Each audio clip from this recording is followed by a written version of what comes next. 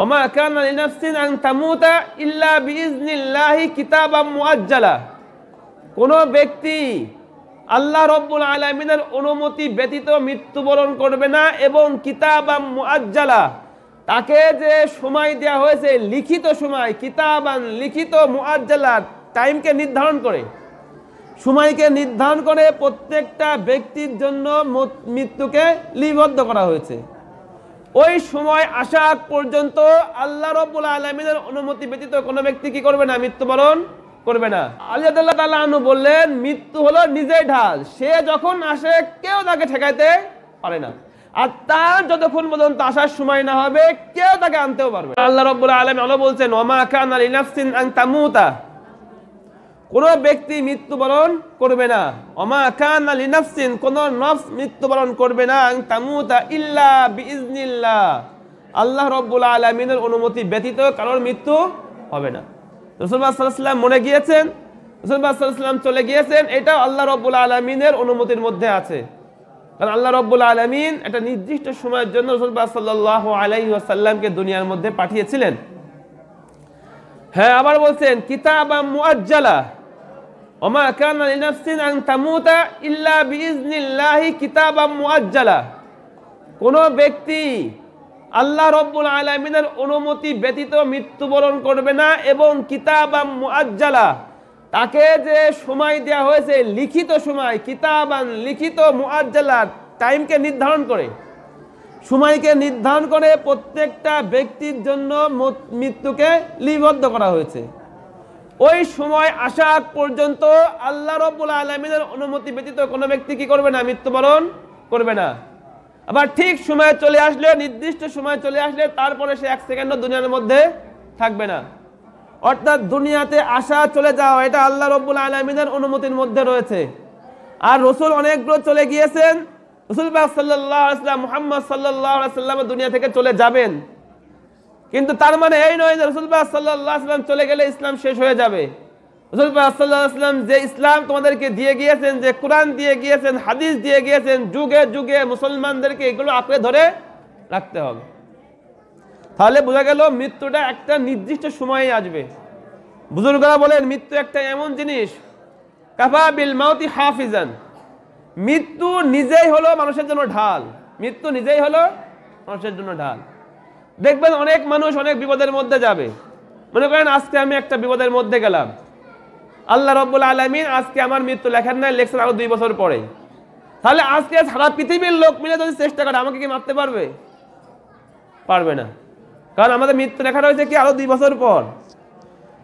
আমার মৃত্যু আজকেই হবে, মনে করেন আল্লাহ রাব্বুল আলামিন আমার মৃত্যু রেখে রাখছে, মনে করেন সারা পৃথিবী মিলে কি আমাকে বাঁচাইতে পারবে? অর্থাৎ আলী রাদিয়াল্লাহু তাআলা আনহু বললেন, মৃত্যু হলো নিজেই ঢাল, সে যখন আসে কেউ তাকে ঠেকাইতে পারে না, আর তার যতক্ষণ পর্যন্ত আসার সময় না হবে কেউ তাকে আনতেও পারবে না। অর্থাৎ মৃত্যুর ব্যাপারে আমাদের অযথা চিন্তা করা যাবে না, কিন্তু মৃত্যুর প্রস্তুতি আমাদেরকে নিতে হবে। আল্লাহ রাব্বুল আলামিনের বিধান মেনে আমাদেরকে চলতে হবে। আল্লাহ রাব্বুল আলামিন আরো বলছেন, ওমা ইউরিদ সাওয়াবাদ দুনিয়া, যে ব্যক্তি দুনিয়ার সওয়াব চায়, দুনিয়ার প্রতিদান চায়, দুনিয়ায় টাকা পয়সা চাই, ক্ষমতা চাই, জমি চাই, নুতিহি মিনহা, তাকে দুনিয়া থেকে কিছু দেওয়া হবে। ওমা ইউরিদ সাওয়াবাল আখিরাহ, আর যে ব্যক্তি আখিরাতের সওয়াব চায়, তাকে দুনিয়াতে তেমন কিছু দেওয়া হবে না। এটা মনে রাখতে হবে সব সময়। বেসিক প্রয়োজন আপনার পূরণ হবে, খেয়ে পরে বাঁচতে পারবেন, 3 তলা বাড়ি করব, শহরে জমি ক্রয় করব, এগুলো হবে না। এগুলোর জন্য আল্লাহ রাব্বুল আলামিন আখিরাত রাখছে। আর দুনিয়ার মধ্যে কোনো রকম বেসিক প্রয়োজন মিটিয়ে বাঁচতে হবে। এর মধ্যে আপনার কষ্ট হইতে পারে, সকল খায়েশ আপনার মিটবে না, কিন্তু আপনার খায়েশ মিটাবে কোথায়? আল্লাহ রাব্বুল আলামিন, কাল কিয়ামতের ময়দানে। কিন্তু আমাদের ফিলোসফি কি? কে দেখেছে মৃত্যুর পর কি আছে না আছে? আরে বর্তমান জীবন তো আছে, দুনিয়া তো আছে, শরীরের চাহিদা তো আছে, মনের খায়েশ তো আছে। 2 বিঘি জমি থাকলে তো অনেক ভালো হয়, শহরে একটা বাড়ি থাকলে তো অনেক ভালো হয়, নিজের কাছে ক্যাশ টাকা থাকলে তো অনেক ভালো লাগে। আর এর পিছনে সারা পৃথিবীর মানুষ আমরা এর পিছনে বর্তমানে আছি, মুসলমান হওয়ার পরেও। যার কারণে আল্লাহ বলছেন না, ওয়ালা তাহিনু ওয়ালা তাহজানু ওয়া আনতুমুল আ'লাউনা, তোমরা হতাশ হয়েও না, দুঃখিত হয়েও না, তোমরাই বিজয় লাভ করবে দুনিয়ার মধ্যে। শর্ত কি দিয়েছিলেন? ইন কুনতুম মুমিনিন, যদি তোমরা মুমিন হও। এই আয়াতের মধ্যে লক্ষ্য করে আমরা বলেছিলাম বর্তমানে আমরা প্রায় 200 কোটি মুসলমান হইলেও আমরা কি নই? মুমিন নই। মুসলমান হইতে পারে, অফিসিয়াল মুসলমান, বাপ মুসলমান ছিল, মুসলমান, নামাজ পড়ি 5 ওয়াক্ত, কিন্তু মুমিনের যে সিফাত সেগুলো আমাদের মধ্যে পরিপূর্ণভাবে নেই।